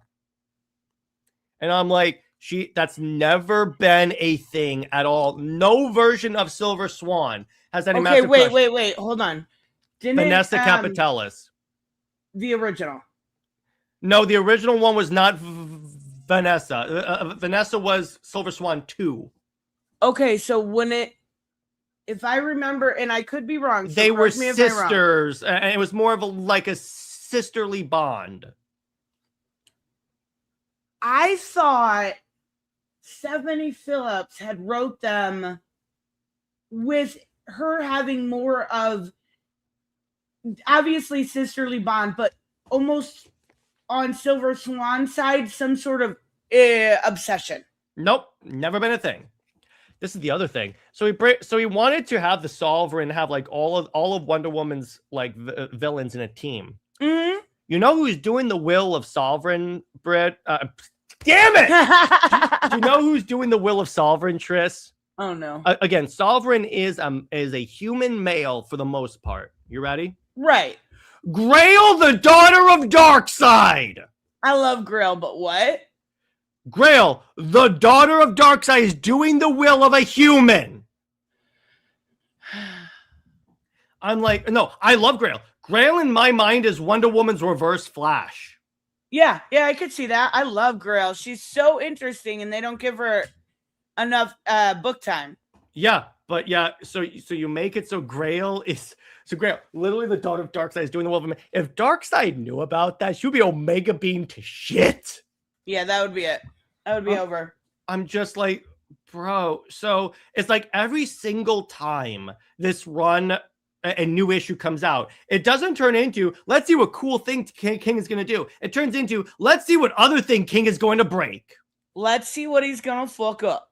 Yeah, exactly. And it's sad because, again, I like Semper's art, but it kind of like declined in quality. A lot of his faces now look a little dead. I mean, like I said earlier, he could be phoning it in to some degree. Yeah. The other thing. So when King first hopped on the run, do you know what he said was his real inspiration for how he wrote Diana? I mean, I'm assuming his wife? No, Wonder Woman 1984. Instantly, the Steve Trevor obsession makes sense. Okay. He said he tried to write Diana like Gal Gadot with like speech patterns, and I'm like, Gal Gadot speaks with more emotion, even on her worst acting days, than your Diana does. I'm one of the few that do not hate 84, but I would never base a run off of that. Exactly. And again, saying that like you're writing her like she's Gal Gadot is an insult to Gal Gadot. I'm sorry. The way, because Gadot would actually sound like emotional. The other thing, so I'm sure you debatable. Issue like 3 or 4. So in the middle of the run. So all this so I'm about to tell you happens when Diana's a fugitive. You ready? Remember the issue where she visits a kid that's like sick? You know what? I was meant to mention that. I meant to mention that earlier. Okay. Take it out of your mind that she's a fugitive at the time. It's fine. It's exactly. Like, except for like him saying, "Oh, is it weird that I'm a boy and I like Wonder Woman?" I'm like, bro, that's not a thing anymore. No, we're living in 2026. That's not a thing. There's plenty of male Wonder Woman fans, dude. That's not an issue anymore. But as a little kid, it could be an insecurity. So I can let that one go. But it's like, when you add in the fact that she's a fugitive, you just made the parents accessories to aiding and abetting a fugitive, idiot. Yeah, but I feel like it's a very Wonder Woman thing to do to... No, she would not put a target on them, particularly when people are being killed. No, that's not what I'm saying. To be there. Like, what I'm saying is if you see it in a vacuum. No, exactly. If it's not with the fugitive part, okay, it's like, it makes sense. That's why the issue should have started with that issue. That should have been the very first issue. Yeah, because it was a really good issue on its own. Like, the idea of it. And that's the way I would... Issue 1, if I were reorganizing this, issue 1 would have been that issue. That would have been a good opener. Yeah. Issue 2 would have been where the run actually started. Because that, it's like, no, you're introduced to who Diana is as a person in that part. And then you get to the heavy stuff. You start with Diana being positive, and then you do that. Yeah, that's a really good idea, actually. Because that was my most enjoyed issue on its own, just because it did have what Diana was to, you know, people outside of the Justice League. It showed what she meant to the world, but there was added in that weird flavor of, you know, her being a fugitive on the run. And the Amazon saying you can't bring that sick boy to Themyscira, and I'm like, okay, yeah, that's weird, but hold on. When the kid was dying. Yeah, the Amazons would not do that. Okay, I understand that, but she would absolutely, if it was okay with the parents, I think grant their wish before he passed away. He would. No, I'm saying the Amazon's reaction to it is the problem. I'm fine with her bringing him there. Absolutely. I'm totally fine with Diana saying, you want to go to Themyscira? That's fine. 100% she would do that. I'm not saying that's the problem. It's the Amazon's reaction to it. And then here's the other part. So obviously, Britt and I do the Super Wonder podcast on Comics League, right? The only one that's like on YouTube, apparently. No, cool. But so what we did was, all right. So we were both dreading and anticipating the issue that like was Code doing with Superman, where she goes to a shopping mall and buys a gift for Batman. You notice how it always. Oh yeah, I remember that issue. Yeah. So Tom King says, I'm going to do a deep dive into their relationship. To quote Britt, what he did was the equivalent of dipping your pinky toe into a bottle cap of water deep dive. It's the most surface level thing in the world. How would you have liked him to do that in that short of what you could have done is like had like them saying, hey, we've been through a lot of adventures together, you and me, throughout like our adventures. Maybe show like a scene or two of what they did, like even the 1,000 years in Asgard, like a flashback. Yeah, do that. That's a factor. That's a thing that I'm like, okay, you could have actually done that and been really cool. But most of it is like, you know, I could help you with the Sovereign if you want and stuff. But she's like, no, which also that is a good. That's the one good thing I will say. It explains why Superman does not get involved with the Sovereign, because Diana asked him not to. She says this is my fight, and I'm like, okay, that's the one credit I will give it. But I also think he would, at least until it came down to it, respect her wishes. Also, the other thing that's a problem with the Wonder Woman run, and I get why King did it, is like the overly like glazing on America in a Wonder Woman book. Because like all of a sudden Wonder Woman is like, oh, this great country, put down this country that made you a fugitive. Yeah, this great country. So you know what you probably have seen the image because it was all over the internet, but when Steve Trevor dies, she steals his American flag and is crying on the ground, like clutching the American flag. And then weird. And then King brings back this DC character. I forget exactly who he was. I think it's like General Glory or something like that, who literally hits her with the American flag. And then she goes, drop that. If like, when I take you down, I would rather not the flag of this great country touch the ground. And I go, this great country that made you a fugitive and killed your sisters? Yeah, and that feels very Tom King. That feels like that's coming from his service and his Which own I get personal it. bias. And let me put it this way. I'm as patriotic as they come.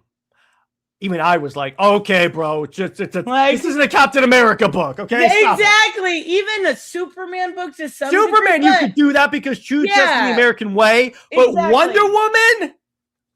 Yeah. Wait, is it still true? Is it back to True Justice? They brought it back to True Justice. I wondered. Because here's why. So I noticed. So they changed it to A Better Tomorrow. They made a big thing about it. And then it's like in the Super Sons movie, they say Truth, Justice, American Way. And then in the comics, when Diana tells Superman not to get involved in the Sovereign thing, he says Truth, Justice, American Way. And I'm like, oh, they went back without making a big deal about it. They just tried to slip that shit in. Yeah, because that was a stupid thing to change anyway. It's like for no reason you change that. But regardless, so you know what? The other thing that King's Run made me do, because I had never done this, I read the Clunrad run. Wait, really? And it's better. Oh, yeah, absolutely. Because I love the Asgard arc. So I recently reviewed the Asgard arc on my show. Here's what I love about the Asgard arc. I've long said, why isn't Diana exploring other mythologies? And it does a very interesting thing. I don't know if you notice this because it's a blink and you miss it part. This is what convinced me they understand Wonder Woman. Are you ready? Remember when she fights Thor and she crushes his hammer? So she's all warrior mode as soon as to fight Thor. Then as soon as she crushes the hammer and he's like clear of mind, she instantly turns into the peacemaker and is like, okay, now that you're like of right mind, let's try and figure out a peaceful solution to this. That's the thing about Diana. She is warlike up until the fight is no longer necessary. And then she's instantly like, okay, now let's talk about this like people. Let's figure this shit out. They got that 120% right. The other part that I kind of liked, there was this funny part. This is the part that I reference all the time on my show. So, so the entire run, they do like this really like, they try and like do a lot of subtle teases of Superman and Wonder Woman. Of course, I like that, but they you like that? They did this hilarious line. That is the greatest, that's the funniest line ever. So Batman, Superman, and Wonder Woman are crawling through the ducts of the Watchtower. And Batman and Superman goes, you know, I could always fly to the other end, right? And then Batman goes, oh, scared about getting your hands dirty? And then Wonder Woman, here's the quote. She goes, I assure you, Clark knows a thing or two about getting his hands dirty. Oh my God, that's incredible. I go, oh my God, that's so good. Yeah, that is pretty good. And then, so remember in Wonder Woman 800, where she's in all those dreams and she's traveling throughout? By the way, I recently got signed by Gal Gadot. What? Graded. Shut up. Oh, and also Superman, Wonder Woman signed and graded by Charles Sewell. Oh my God, that's so fucking cool. So the thing that's funny about it is, oh yeah. So real quick, I'm going to take a quick break. So Robert and I, so you've obviously heard of the Amazon's attack event, right? The worst. Oh yeah, I've read it before. Yeah. Josie Campbell did a better version of it. Oh, was it better? See, I didn't read her. I read the original. It's trying to explain a lot of the King stuff, but it does it way better because it actually uses Wonder Woman villains. Like even so, guess who shows up in the Wonder Woman book? Damn it, Tris. Guess who shows up in the Wonder Woman book? Lex Luthor. When I say you could have used Veronica Cale. Yeah, you absolutely could have. Anyway, Josie did something with Cassie. This is the other thing. King kept trying to give Wonder Woman a catchphrase, which is like, no, thank you. Josie, what? A catchphrase? Even though she's never had a catchphrase. He's trying to recapture Hype Man Hell. Yeah, that's what he's trying to do. But Josie did something natural. You can't force it. Josie did something with Cassie that if I ever write Wonder Woman, I'm keeping this. She gave Cassie a catchphrase that is the best thing ever. So Cassie bursts through a wall, like goes right through it, and yells, "Secret entrance!" And Oh then when my she God, leaves, that's she so goes, cute. secret exit. And then Yara goes, do you have to yell that every single time? And then Cassie says, when you're the one making the secret entrances, you can decide that. Yeah, Like, absolutely. Oh, that's yes. cute. By the way, so I recently reviewed Trial of the Amazons. And here's the thing. You know what that storyline does great? It gives Cassie something to do. She is the detective. Yeah. That is why when there was a murder on Themyscira, I'm like, Cassie's your go-to. Cassie instead of Batman. But again, it's because King is salty that he got kicked off of Batman because Hulk outsold Batman during Tom King's run. It was Immortal Hulk, so it was a fantastic book. But that's the real reason why he got kicked off. Hulk outsold Batman. That's actually crazy. I had no idea that. That's the real reason why King tries to say it was all these other reasons, but that's just because here's the thing about Tom King.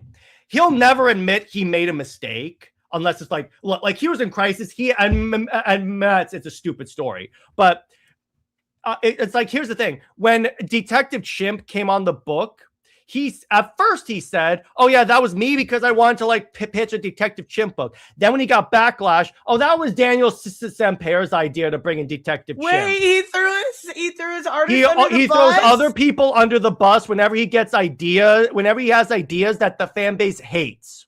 That's so fucked up. He blames other people for his ideas not landing. It's like, I would respect you more. Like, I respect Azzarello because when someone brought up how much they didn't like his Wonder Woman run, he goes, you know what? You try new things, hope they land. If they don't, you know what? That's on me. Yeah, I'm like, exactly. Okay, yeah, I can that's respect that 100%. But King's ego will not let him do that. Everybody is human. Everybody makes mistakes. Everybody tries things and they fail. But again, he keeps saying he knows comics. But we all know. Do you know how he got the job at DC? Whose dick did he suck? No, his mother was an executive at Warner Brothers. That's how he got the job at DC. He is a Nepo baby. Oh, wait, really? That is literally his own self-admitted reason why. I did not know that. It's because, again, his mother was an exec. It's not because of any skills or anything like that. And do you know what the first moment where I started to not like Tom King? It had nothing to do with his writing. I got 2 words for you, Tris. Jay Lee. Oh my God. That's when I was like, I remember that. That is when I'm like, okay, you are a turd. That's when I was like, okay, so wait a minute. You publicly call him out for being in CG, even though he's not in CG. And you don't even publicly apologize. You go, oh, we talked about it. It's all good. Exactly. Publicly apologize. You probably sent a hate mob against this poor guy when his dog died. Oh my God. That was fucking horrible. I forgot all about the fact that DC did not fire him after that is shameful. People have been fired for less. Yeah, because if Jay Lee had gotten like beaten up because of that, they could have been sued. I forgot all about that. That was a really fucked up situation. When you do research into all of the crap that Tom King has done and gotten away with, that's when I'm like, I understand why the fan base does not like this individual 100%. And that's why, because normally I can excuse creatives doing a bunch of questionable stuff. Like, again, for the most part, I enjoy Azzarello's Wonder Woman run, particularly since now it's like more of a self-contained story. So I'm like, okay, I can like enjoy it for what it is. Was that not the run? Okay, that was the run where they raped the men. Okay, here's the thing about that.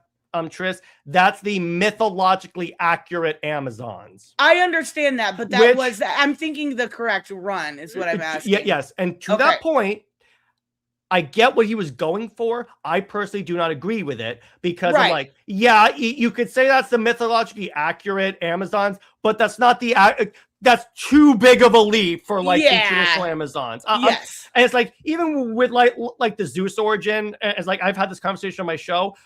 With me, it's hyper dependent on the story because I've read great Zeus origin stories. I've read great Clay origin stories. I'm more partial to Clay origin because of what it represents, but I'm not as like, oh, this undermines Diana. Exactly. But it's like, to the way I was getting to that, I can excuse a lot of creative decisions that I'm not really that big on, like the Amazons and the Zeus origin, if the creative doesn't do crap like Tom King did to Jay Lee. Yeah, that was I'm like, what? Oh, did you know that Tom King in his Penguin book said that Penguin literally F's penguins? What? Yeah. He doesn't fuck penguins. That's not why he's called Penguin. That's what Tom King says. That's what Tom King says. God. And so, yeah, go ahead. No, I was just gonna say, so now Penguin is into fucking animals? That's new. According to Tom King, he is. And then, so the other part that like I really didn't like was in the Joker run. Joker was in the Batcat run, where actually no, it was at first in the gift storyline of his Batman run. So because at the time I was reading through all of it, and I get to this part of the story. So again, the premise of the story is Booster Gold goes back in time to save the Waynes because his wedding gift is, I'm going to give you the memories of a life with your parents. And I'm like, right, okay, exactly. The idea is there. It changes way too much. Like Dick Grayson all of a sudden becomes a gun-toting Batman. Green Lantern becomes crazy and kills himself. Catwoman becomes mentally challenged to the point where she can only say meow, meow, meow and gets put in Arkham Asylum. To the point it's trying to show the butterfly effect, though. But none of these changes would be that effect. Before she met Bruce, that was not Selina. But it's like, so to snap Bruce out of it, Booster brings Selina to the Waynes, and Selina kills the Waynes. And just slashes their throat. And I'm like, what the hell is that? Yep. It's like, that's Tom King. Yeah, it's like the more and that's my point, Tris. The more that I read after reading Wonder Woman and being pissed off by all the stuff, I went back to the previous stuff I had of him. Then I started to notice the same tropes over and over and over again that were detriments to the story. And then I was like, that's when I was like, okay, I just don't like this guy's writing, period. There were some books, like I even enjoyed Sheriff of Babylon or the story he wrote about his time in Iraq. That was like, okay, it's fine. But it's like, I think that also has to do with a lot of his stories that he writes that aren't necessarily like Batman, Superman. Like when he's writing stuff that aren't these characters that already have pre-established characteristics and morals and values, he does fine. But you can't bend the characters to who you are. You have to bend your writing to who they are. And from what I heard, what he does is he has a bunch of story ideas on his computer. And whenever he's assigned a character, he just forces them into that story. That's where Supergirl comes from. That's where Wonder Woman comes from. That's where a lot of his books come from.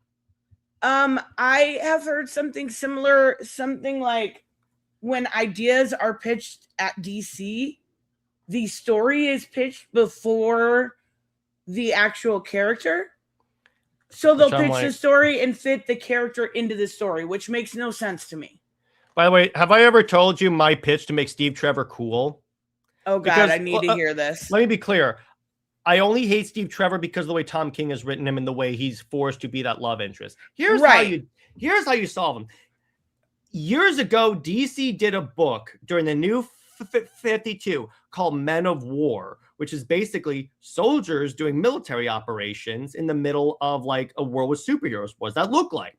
So my pitch is take him, Rick Flag, all the regular soldiers of DC, have them do like Call of Duty style like stories, but in a world with superheroes. What does like warfare and like foreign policy look like? And that's a storyline Tom King could write the hell out of it.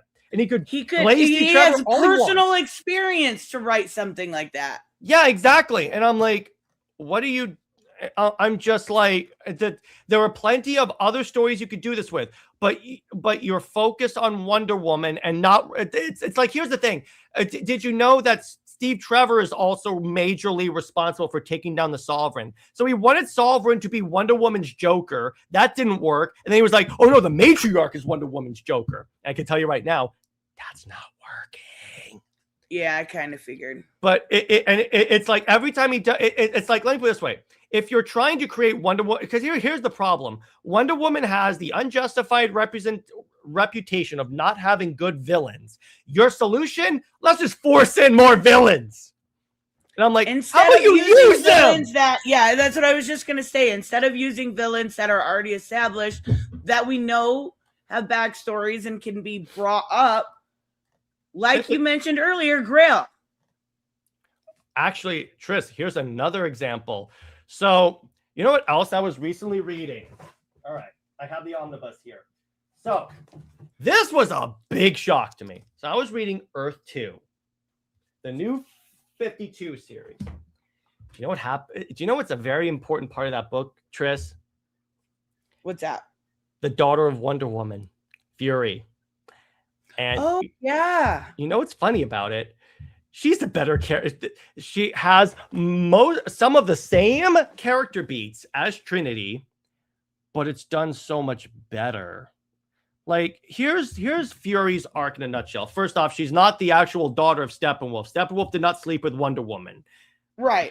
People assume that, but no. What happened is Diana had Fury, and then Steppenwolf stole her as a baby, killed Diana, and turned Fury into, like, well, a Fury. But throughout the story, Fury begins to empathize with the humans because she sees like how Diana, how like the Apocalyptians are like abusing people and like prisoners and fighting very dishonorably. So she turns against them and she becomes Wonder Woman at like near the end of the series. Her name is actually Donna Troy, by the way. That's that version of Donna Troy.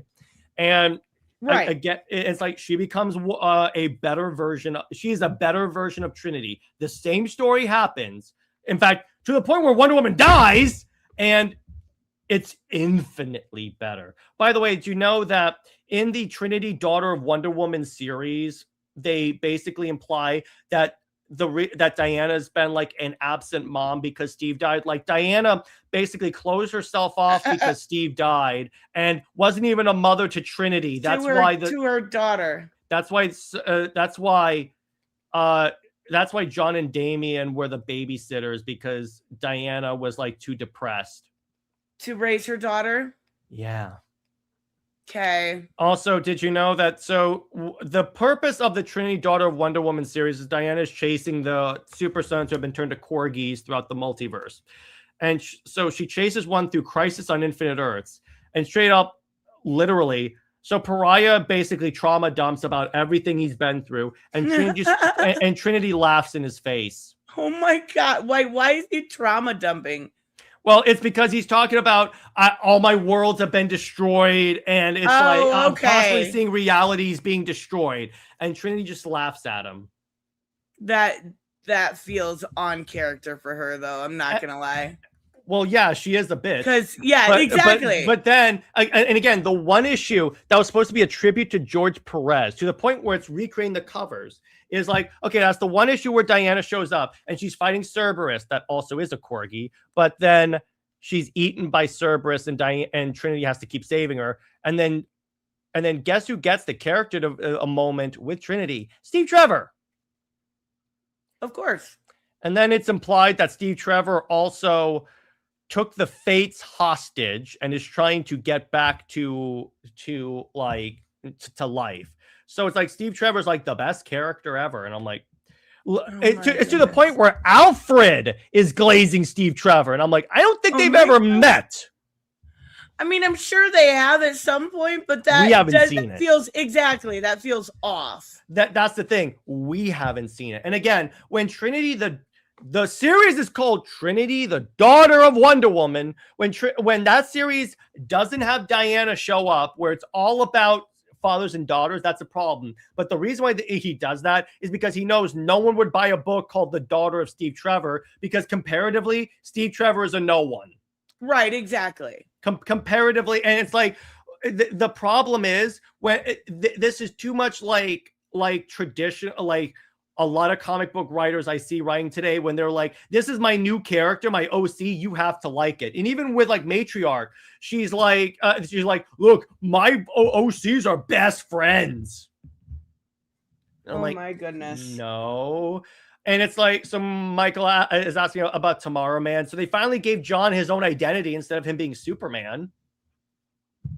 Wait, his name's Tomorrow Man? That's his like superhero name now instead. And I'm like, it's better than like. Wait, John Kent? Yeah, John Kent. His name's Tomorrow Man? That's his superhero name now. Thanks, I hate it. I figured you would. But it's like, well, let me put it this way, is that the funny part is that if you ask Britt and I about what we think of John Kent, we think the character should not even exist. What? Because here's the problem. Do you know why he was created? I mean, no, not exactly. It was, and Tomasi and Jurgens have admitted this, to lock in Clark and Lois. Okay, but characters were created for copyright reasons. That doesn't bother me. Yeah, but here's the problem. When it was created in Rebirth, which was designed to say, screw you, anyone that liked the new 52, that's why I took a 4-year break from comics before I started the channel, because I was relatively religious, picking up trades every time they came out for like stuff. Mm-hmm. And I even enjoyed Rebirth at first.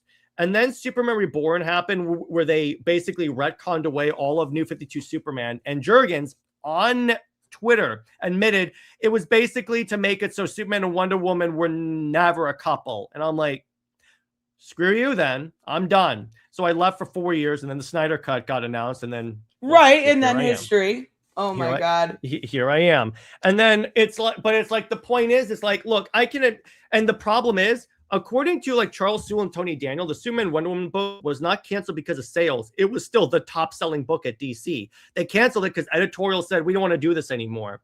So you took away something that was selling, that was giving you money, and you said, we don't want to do this anymore. See, here's the thing. That's not the way a business works. If your fan base is consistently giving you money, if it's consistently being, even if it's not being rated as high, because that was when Tomasi came on, and I'm convinced tanked the book because Tomasi is petty. But it's like, I'm just like, bro, what? By the way, so I recently had on, actually, one of the the funny things, two things about my interviews. So I talked to Jeremy Adams, and one of the funny things, so you know that like he wrote a lot of the more recent DC animated stuff, right? Or co-wrote it. Right. And I asked him about what he thought of Superman and Wonder Woman. He's more of Wonder Woman and Batman. I'll allow that. But one of the funny things I said is like, isn't it kind of funny that whenever you end up writing Wonder Woman, it's in a universe where she ends up with Superman?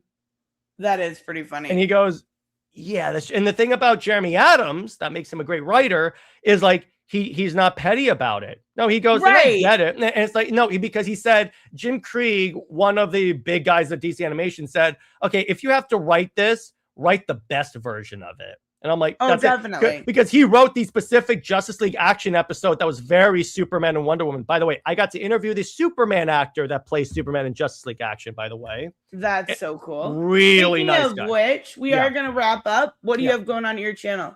Well, tomorrow I am interviewing Stephanie Williams to talk about her her time on Wonder Woman, Nubia, New History of the DC Universe, Dakota Incident, and a bunch of other books to get like her like idea about the way Nubia is represented, because Nubia is the gay Wonder Woman. That's the way DC kind of treats her. Right. And for that Super is One, fucking awesome. Yeah, for the Super Wonder show, Britt and Eric can be comparing Superman and Wonder Woman's relationship to a couple for some reason we've never like talked about, Zatanna and Constantine. Ooh, we're like, we've talked about all these other natural. Yeah. I'm like, we even talked about Jor-El and Lara, and we're like, and it was like when I was reading James Tinian's Justice League Dark, great book, by the way, I was like, why haven't we talked about this? Yep. But and then for movie night, we're talking about Terminator 2. And then for Amazon's for my Amazon show that's on every Sunday, I'm going to be discussing I'm going to be doing a basic deep dive on the Wonder Girls. Hell yeah. All right, everyone, make sure you check out Jared's channel. It's in the title. There's a link in the title, so you guys can just check it out. And thank you so much, Jared. Oh, and I'm about this close to fulfilling the comic. I promise. Hell yes. I'm going to check it out tonight. Good. I got the PDF downloaded. Sweet. I can't wait to see what you think. Everybody have a wonderful day. Thank you so much, Sharon. Bye, guys.